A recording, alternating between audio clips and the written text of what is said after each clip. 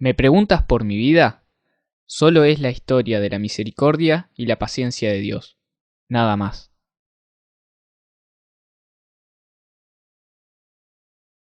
La verdad lo conocí, yo no sé cuándo llegó él a la parroquia, no me acuerdo bien, pero yo era relativamente chico. Y lo conocí en una misa. Yo ya estaba en los scouts, yo empecé de chica y en el 87 fue mi primer año que yo empecé a animar Rama Scout. Y en el 88, cuando entró Eduardo, era mi segundo año. Lo había conocido en un consejo parroquial, ¿no? Eduardo llegó a la parroquia todavía en vida de Haroldo Ponce León. Bueno, yo lo conocí al padre Minelli cuando era seminarista en un encuentro de cura de Ars, en el seminario. Me llamó mucho la atención porque era un tipo que era bastante grande en relación a los otros seminaristas. Claro que él había entrado ya siendo de grande, ¿no?, en el seminario, no fue una vocación de adolescente. Capaz que lo interesante fue que a él le adjudicaron enseguida que fuera el interlocutor de los scouts. Que siempre habíamos tenido algún cura, nos llevábamos bien, pero nunca había entrado como mucho en el grupo. Y evidentemente con él fue un cambio radical. Claro, debe haber sido la primera vez que fui al grupo, me invitaron para integrarme, el fogón de pases, y ahí estaba un pelado alto de lentes y con la pañoleta en la cabeza, y me dijeron, ese es el... Llegué a Punta Carretas el 8 del 8 del 88. Mirá. Y estuve hasta el 2002. Tal vez no sea eterno este inmenso amor que te tengo. Pregúntale a las estrellas qué sería de mí sin ellas. Solo Dios sabe nuestros destinos. Mis primeros días fueron pésimos, porque mi mamá quedó embarazada a los 40 y yo nací de 6 meses, pesando 1,5 kilos. Las incubadoras no había, pasé del vientre de mamá a una caja de zapatos con algodones. Eduardo tenía una cajita que simbolizaba la fragilidad con la cual él arrancó su vida, ¿no? En un tiempo en donde desde la medicina era mucho más complejo ser prematuro que ahora. Y aparte en el contexto de vida de él, un contexto rural, era distinta a las posibilidades también de poder acompañar una situación como la que había arrancado Eduardo en la vida. Hijo único, mamá con reblandecimiento cerebral, papá Teo en el 74, tenía 19 años. Y le preguntó, viejo, ¿qué vamos a hacer en Navidad? Mira cómo está tu madre. Si Dios existiera, ¿qué vamos a estar festejando el nacimiento de Dios? Si Dios existiera, tu madre no estaba así. Pero si no, me aburro. Me dice, andate a la casa de tus tíos. Me fui a la casa de mis tíos, de repente miré el reloj, dije 9:30, dentro de media hora es la misa en la parroquia. Y nunca supe por qué fui. 75 muere mamá, fuimos con papá a la casa de mi tía y papá se sintió mal y tuvo una pérdida de sangre y era que estaba tuberculoso de cuidar a la mamá. Entonces pasé un año cuidando a un hombre tuberculoso. Él fue maestro, fue destituido, estaba medio peleado con la religión en una época. Y en el 78 llegó un decreto de destitución. No era moralmente apto para ejercer la enseñanza. A los 2 meses que me destituyeron, como no podía pagar el alquiler, el dueño de la casa nos mandó el desalojo en 15 días. Y bueno, las tías a papá lo recogieron, a mí no. Y lo que ganaba papá con jubilación no daba para que comiéramos los dos. Entonces yo dormía entre un montón de escombros en la esquina de la Curia de Salto y pasé hasta 2 días sin comer. Vivió muy mal, ¿sabes? Digo, antes de ser cura, fue perseguido político, estuvo exiliado, tuvo que irse del país para no morirse, pues lo mataban, ¿viste? Estuvo en Salto, vivió una miseria tremenda, ¿no? Hasta que no me aguanté más y fui a hablar con un cura y le dije, ¿no me das un pedacito de pan? Cuando me vio comer me preguntó, ¿cuánto hace que no comer? Cuando le dije aprendí todas las malas palabras que puede decir un cura y además en español y en italiano, ¿viste? La mitad no le entendí. Y un día le digo a una vieja, ¿por qué hace esto por mí? Porque si vos pensás distinto que yo, si vos creés que lo que me hicieron está bien, ¿por qué me das de comer? La vieja me mató. Me mató. ¿Qué te dijo? Tuve hambre y me diste de comer. Estaba sin casa y me alojaste. Vos sos Cristo para mí. Me dio tanta vergüenza, pero tanta vergüenza que yo fuera Cristo para alguien, que después me puse, durante meses me trabajó, mientras tanto yo estaba en noviado, me trabajó eso de que eras Cristo para alguien. Sí, que era lo que tenía que ser. Hacer para ser de verdad Cristo. Y bueno, era el nuevo párroco. Eduardo fue como que entró y siempre estuvo. Siempre fue un tipo que estaba ahí, que él era tan cálido, tan cariñoso. Él te escuchaba con un cariño impresionante. Y te daba pie para confiarte, para charlar con él, te sentías como en casa. De entrada nomás me cayó simpático. Lo recuerdo siempre así, grande, con su voz potente de maestro, que escucha hasta el último, que no necesita un micrófono, con esa expresión de bondad, ¿no? Y él nos acompañaba de la mano desde su historia personal, ¿no? Él te hablaba muy de las cosas cotidianas, de lo que pasaba. Así como cuando ibas a misa y él te ponía los ejemplos de las cosas diarias. A mí siempre me encantaba cuando él decía en la misa, con nuestra manera de vivir preparamos la llegada. Eso como él te ponía como que todo en la práctica, en los hechos. Eduardo tenía esa capacidad de hablar como en parábola, ¿no? Eso era Eduardo, como que daba, viste, muchas veces como ejemplos concretos, o te hacía cuentitos, o desde esos lugares simples para poder entender. Y aparte, desde esa simpleza también, algo que me llegaba era su profundidad. O sea, él tenía una forma de contarla que era una forma que él había vivido, que no era una lectura, no era, le había pasado a él. Si tenía que decirte algo, te lo decía. Te lo decía, pero te lo decía con delicadeza, con cariño, no quería herirte nunca. Pero era franco, claro y preciso. Si había algo que no le gustaba de vos, te lo decía. No andaba con chiquitas. Y si vos veías en él algo que no te gustaba, y se lo decías, y a veces caliente, el loco bajaba a la calle y te decía, tenés razón, hermano, voy a tratar de cambiar. Era el más exigente consigo mismo. Le gustaba mucho lo que hacía, le gustaba mucho ser cura, le gustaba mucho estar con los jóvenes. Y bueno, le gustaba mucho estar con los scouts. Llegué en el 88 con Carretas y me dijeron, vos te encargas de los jóvenes y los scouts.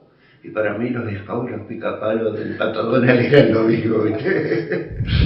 Nosotros también descubrimos una parroquia diferente a partir de Eduardo.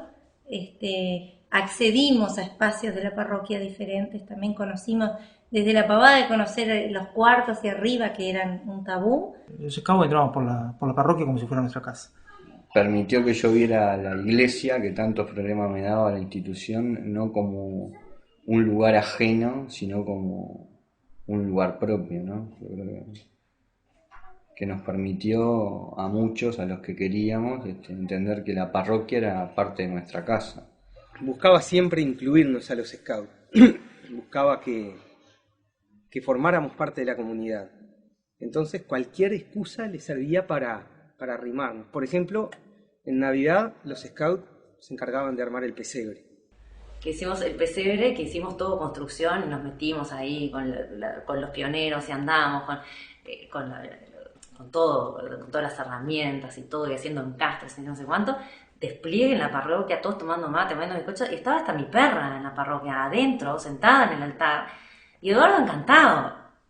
Esas cosas yo no sé si con otra persona se hubieran dado. Pero no había rejas externas, pero tampoco había rejas internas. Podíamos. Yo creo que de esa parroquia conozco todo. Y para los chiquilines también está bueno eso, que era como un acercamiento natural. Así, y yo creo que todo eso es mérito de Eduardo. En esa época mi relación con la iglesia era nada, un edificio que había ahí. Yo en esa época andaba con una crisis de fe y era un ateo muy abanderado del ateísmo y él siempre tenía espacio para escucharme. Era un momento para mí complicado con la iglesia y no sé, mucho prejuicio.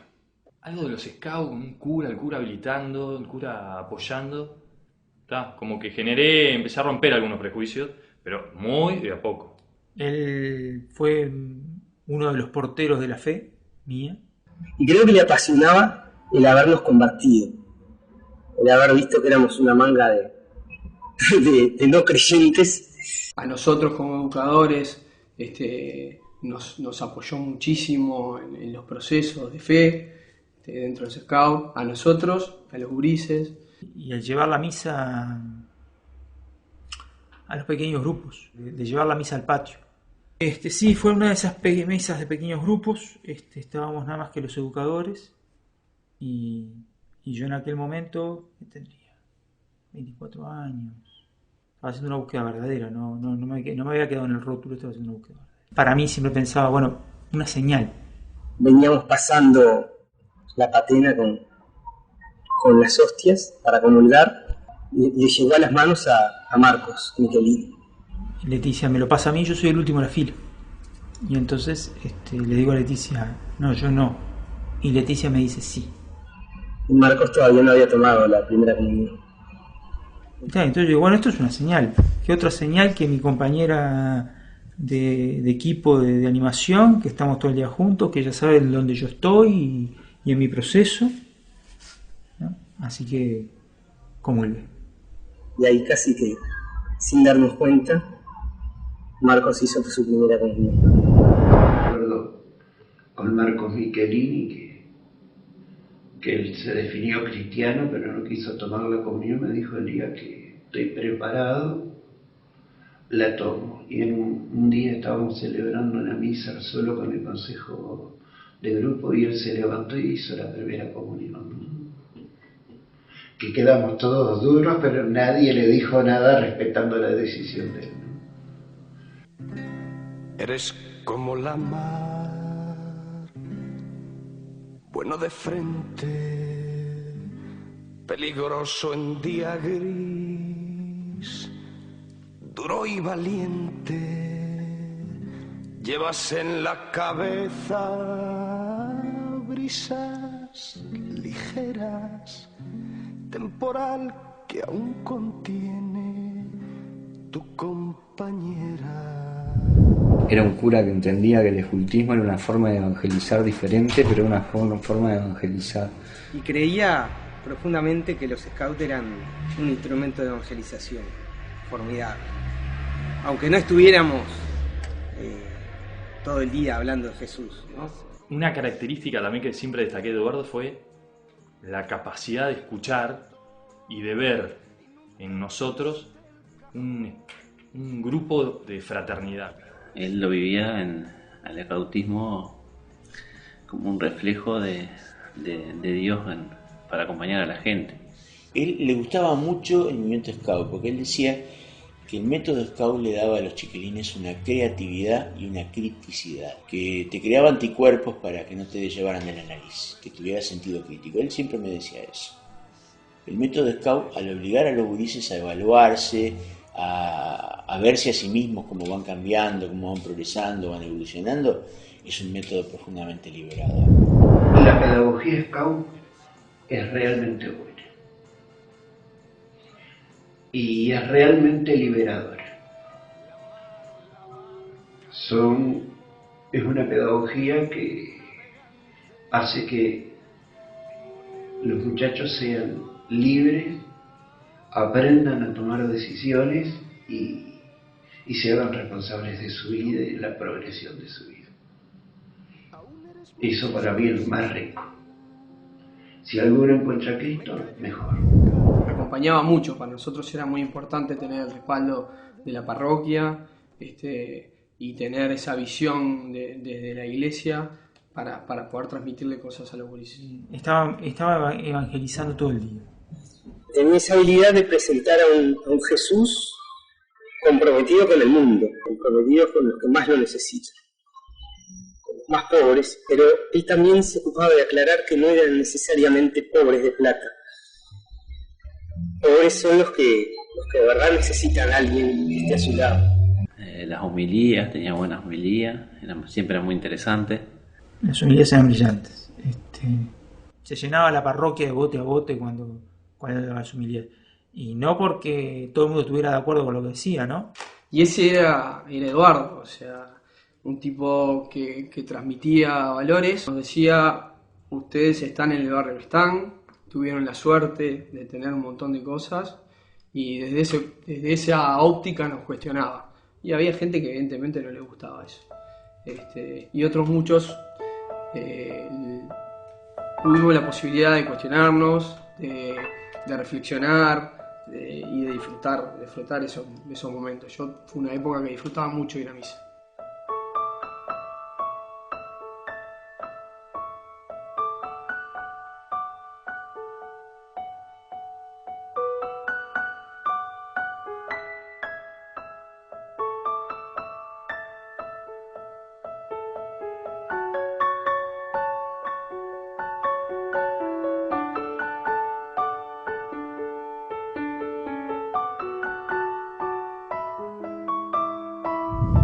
Y Eduardo me decía, yo no me preparé para esta iglesia, yo viví una iglesia abierta, dialogante, y esta iglesia que hay ahora a mí me cuesta asumirla, pero sigue siendo mi iglesia y yo la amo, a pesar de las cosas negativas que yo veo en ella.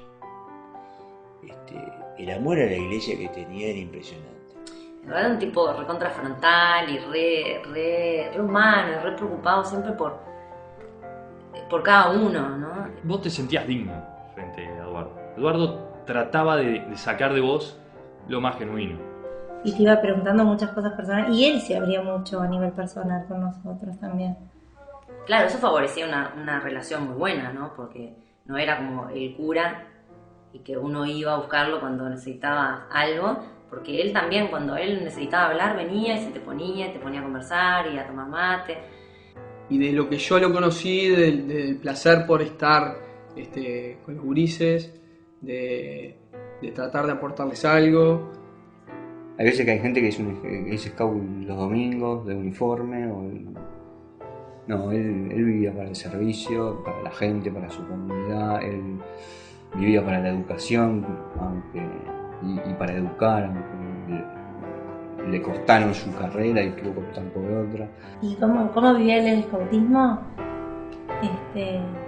A mí me da la sensación como con mucha alegría, como un nene chico, y divertirse, jugar. Ay, ¿te acordás? Bailaba, no en vano, claro, y no en vano decidimos, bueno, y tomó su uniforme. Y eso, Eduardo se enganchó enseguida con los scouts, y yo creo que él enseguida quiso tomar el uniforme.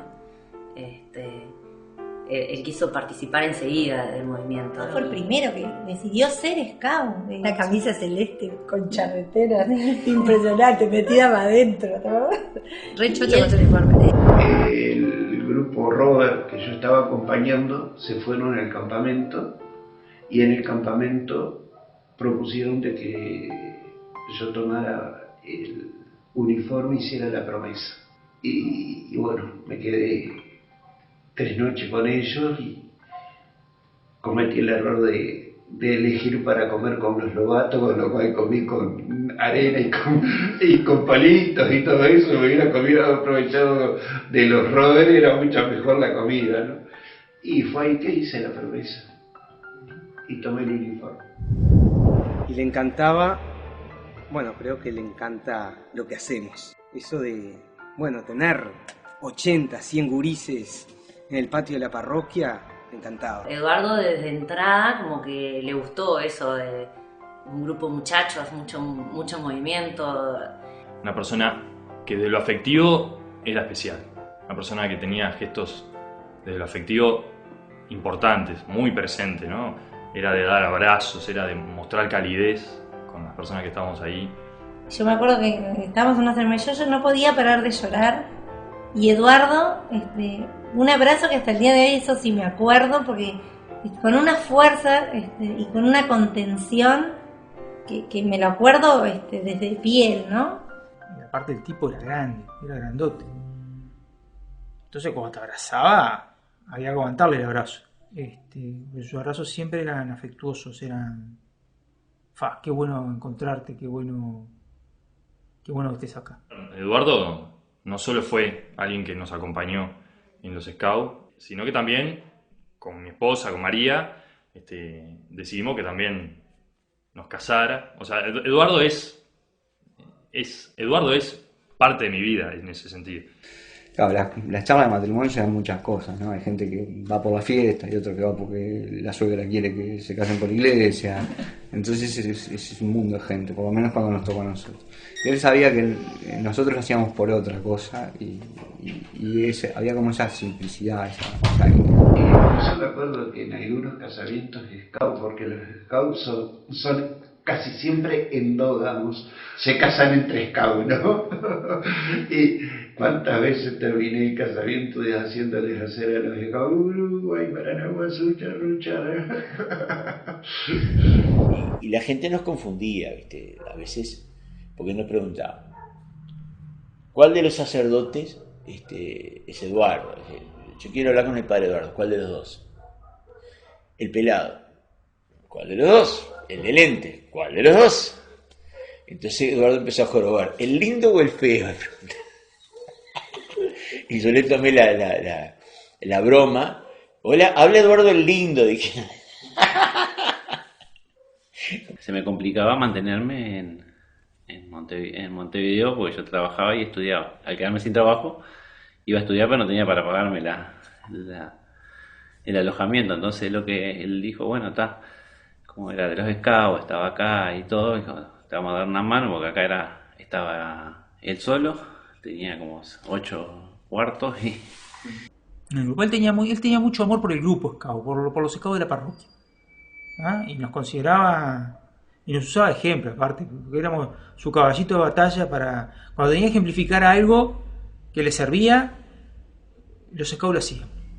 Y una cosa que nos dijo más de una vez, y se encargaba de decirlo en la comunidad, se lo decía a las viejas de la parroquia, a los jóvenes de la parroquia, le gustaba la capacidad de los scouts de ser críticos, la capacidad de mirar las cosas buenas y las cosas malas, decírnoslas de frente, de corregirnos mutuamente y sin dañarnos, ¿no? Le metíamos mucha intensidad, mucha pasión, mucha discusión en los consejos de grupo, pero cuando veíamos que la cosa se pasaba a otro lado, se había una posibilidad de poder herir a alguien, éramos fraternos enseguida, tratamos de estar atentos a eso, de no herir. O sea, poder decirnos las cosas en las que creíamos que teníamos que mejorar y después seguir caminando juntos. Siempre juntos, no perdiendo de vista la misión que teníamos como comunidad Scout, y eso le encantaba. Eso lo repetía muchas veces. Cuando había consejo de grupo o reunión de rama, que la corrección fraterna que se hacían eran sangrientas, pero que sin embargo seguían siendo amigos, dijeran lo que le dijeran, ¿no? Y se corregían fuerte, se corregían bien y seguían siendo amigos, ¿no? Yo ahí aprendí a corregir a la gente siendo capellán de los Scouts. Un murguero bárbaro, me acuerdo de Falta y Resto. Me acuerdo un año que le prestó el teatrito a la murga Falta y Resto. Yo nunca entender cómo logró Eduardo. La murga Falta y Resto ensayó en la parroquia. Los vecinos se quejaban porque ensayaban hasta tarde, eso era impresionante. Decía el flaco Castro, le decía a Eduardo que lo que pasa es que a él le servía eso, porque los muchachos no se metían en bromas, en lío, ¿viste? Porque era un ambiente sano. Fíjate que para él era su lugar de vida y nos abrió las puertas de su casa. Nosotros no éramos ni somos, una murga no es una cosa muy santa, diríamos. Entramos como a la iglesia mucho peor de lo que salimos, gracias a Eduardo. No todos eran católicos, ni mucho menos, pero a Eduardo lo amaban, lo consideraban un compañero más. Nosotros decíamos que teníamos conexión directa con el hombre porque estaba Eduardo siempre ahí. Entonces nunca pensé que hubiera podido ver ensayar una murga en el patio de la parroquia. La gente de la parroquia venía a contar muy mate, ahí a ver a los murguistas cómo ensayaban. Y realmente después nos acompañó a muchos lados, a muchos lugares. Después que dejamos de salir de ahí, que fue solo un año, él siguió yendo, siempre interesado, siempre que íbamos al Teatro Verano, siempre aparecía en el local de ensayo, iba con nosotros. Un día lo llevaron con él en el camión de la murga. Y entonces de repente llegan a una cárcel de jóvenes, porque la murga iba a dar un espectáculo a una cárcel de jóvenes. Estaban los menores más peligrosos, con los muchachos atrás de las rejas, escuchando a la murga, paraditos ahí escuchando la murga. Y la murga empezó a cantar la canción esa de los adolescentes, ¿viste? Tienen en la mirada una ilusión cada día, son la esperanza final, deben ser el dolor, los adolescentes, la falta cantarán hoy aquí con vos. Y lo cantaron con alma y vida. Me decía Eduardo que se sentía tan contento de estar allí, que yo que no tengo oído ninguno, porque cantaba horrible, a decir la verdad. Cuando quería cantar no tenía. O sea, no naciste con ese don, Eduardo, perdoname, le decía yo, se reía. Entonces él se sintió incluso con ganas de cantar y todo, y salió con la murga ahí. Por ejemplo, un día íbamos en el camión, en la bañadera, salimos del Club Atlántico, y se salió el volante de la bañadera. Se salió el volante al tipo. Eduardo estaba adelante, y íbamos por Avenida Italia, sin posibilidad de frenar, porque el tipo iba muy rápido y sin volante. Y ese padre le empezaron a gritar, ese padre. Y Eduardo se paró adelante de todo, al lado del chofer, y empezó a rezar. Y de repente el ómnibus empezó a subir el cantero de Avenida Italia, lentamente, y se quedó ahí paradito arriba del ómnibus del cantero de Avenida Italia, una cosa totalmente increíble. Y estuvo en ese mundo de murga, del camión de murga, que uno lo puede imaginar como, no sé, como lo peor para un cura, no sé. Si tuviera la posibilidad de verlo ahora, le invitaría a tomar una y a charlar como si nada hubiera pasado. O como si todo hubiera pasado. Él sufrió mucho cuando se fue de Punta Carretas. Él lo decía. Cuando lo mandaron a Punta Carretas no quería ir, porque decía que era una parroquia de pitucos. Y él quería estar entre los pobres. Pero cuando se fue no se quería ir también, porque había descubierto que había gente valiosa. Se había hecho querer y lo habíamos querido mucho. Y él nos quería también. De hecho, cuando se fue para Pompeya, con la gente queríamos generar de vez en cuando una misa, acompañarlo, pero bueno, se dio más esporádico, no como queríamos. Pero bueno, él decía que teníamos que seguir formando parte de la comunidad. No había que seguir al cura para otro lado. Entonces al principio trató de poner barreras. No quería mucho que fuéramos a visitarlo. En los últimos tiempos estábamos con el tema de la parroquia nueva y toda la adaptación a las nuevas personas, nueva gente. Y después de un tiempo sí, como que empezó a dejarse querer de nuevo. Cuando ya empezó a crear lazos en el otro lado. Él tenía miedo de no crear lazos en el otro lado y sabía que tenía que ir a crear lazos, a formar comunidad ahí. Pero cuando ya sintió que ahí lo querían, nos empezó a dejar ir. Me acuerdo del último día como que estaba despidiéndose y yo digo, no, pero para mí como que intuía que algo iba a pasar. Unos días después me entero que había fallecido y me llamaron. Lo extraño pila, yo ahora me voy a poner a llorar. No, lo extraño pila. Para mí Eduardo era... Yo la pila con Eduardo, incluso antes de casarme y todo, cuando te vas a confesar, te vas a ver todas las dudas y todo, Eduardo nos casó.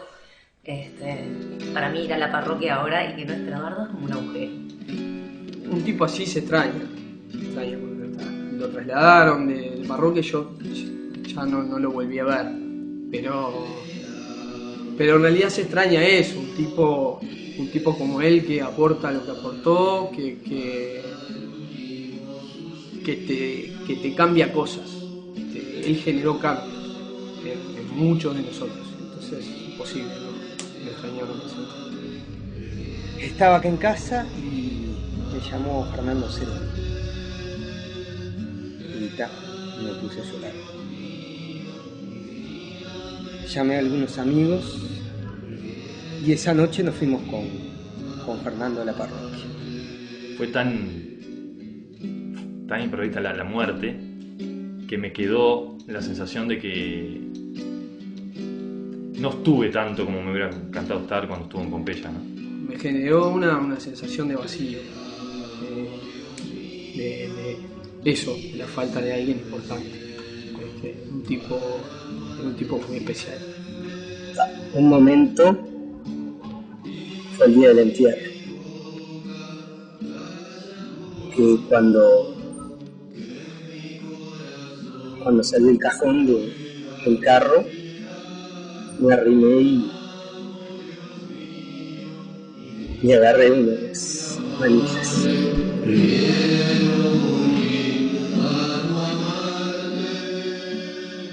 Y bueno, estuve ahí caminando, cargando el amigo un trecho. Yo necesitaba, seguramente muchos, ¿no? Pero yo necesitaba cargarlo en ese momento y tomé coraje y me arrimé. El entierro que lo pasamos hombro a hombro con Pablo Ferrari, recordando todo ese tipo de cosas. Todo. Sus bromas, sus anécdotas, el buen humor que tenía Eduardo, las charlas con él. Yo tampoco sabía mucho de cómo estaba, de su salud. Podría haber estado un poco más, ¿no? Tal vez me hubiera gustado estar más cerca los últimos tiempos, porque sé que nos extrañaba. Aunque extrañaba mucho el grupo Scout y extrañaba mucho la comunidad de Punta Carreta. Siempre quedan cosas por decirle. Yo creo que con Eduardo yo siempre tuve una relación de que le dije siempre, pude hablar con él siempre que necesité. Eduardo, un tipo que estaba siempre disponible, que vos ibas a la parroquia, le tocabas timbre y te atendía, y te sentabas ahí en la salita tomándote a charlar. Así que, en realidad, creo que no me quedó nada por decirle. Siempre, claro que si hubiera seguido viviendo y nos hubiéramos seguido viendo, siempre hubiera tenido más cosas para decirle, siempre hubiera tenido más cosas para escucharle. A cualquier persona que deja estar al lado tuyo por algún motivo, en este caso, que sabes que la muerte te distancia por un tiempo, no para siempre, y te quedan, sí, obvio, más vale que me queden. Y sobre todo los gestos más cariñosos que tenía, ¿viste? Devolverlo, sentir esos abrazos que representaban tanto. Tengo la tranquilidad de que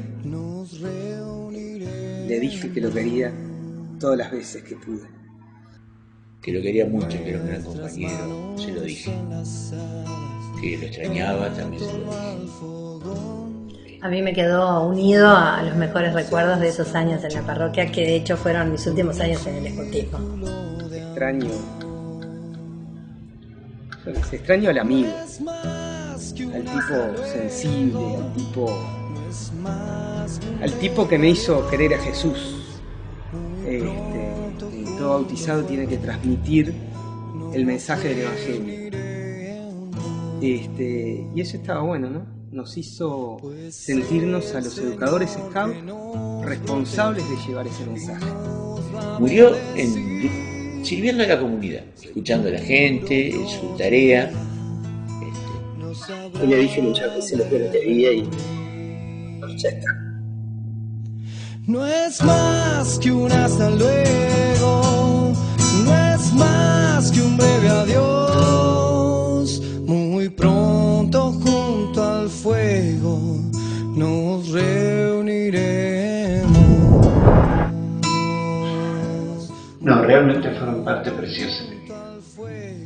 Y que la tradición del San Tarcisio no se puede tirar. Que buscan lo nuevo, que se adecuen a los tiempos, pero que no pierdan las raíces. En nombre del Padre, del Hijo y del Espíritu Santo. Amén. Señor, ten piedad. Señor, ten piedad. Cristo, ten piedad. Cristo, ten piedad. Señor, ten piedad. Señor, ten piedad.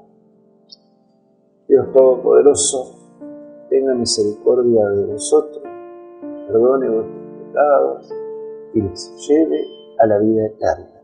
Amén. El Señor esté siempre al lado de ustedes para acompañarlos. Que Él vaya delante de ustedes para guiarlos y detrás de ustedes para sostenerlos. Que el Señor les dé su fuerza, su valor y su salvación. Amén.